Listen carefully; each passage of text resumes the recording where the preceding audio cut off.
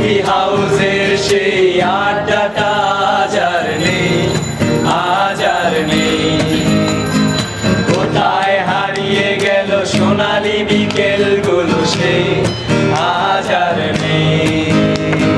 Coffee হাউসের সেই আড্ডাটা আজ আর নেই, আজ আর নেই।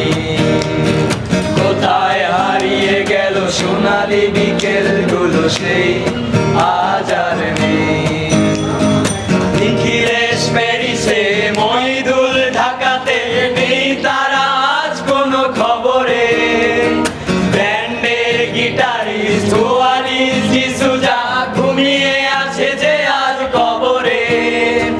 কাকে যেন ভালোবেসে আঘাত পেয়ে যে শেষে পাগলা গারদে আছে রমা রায়।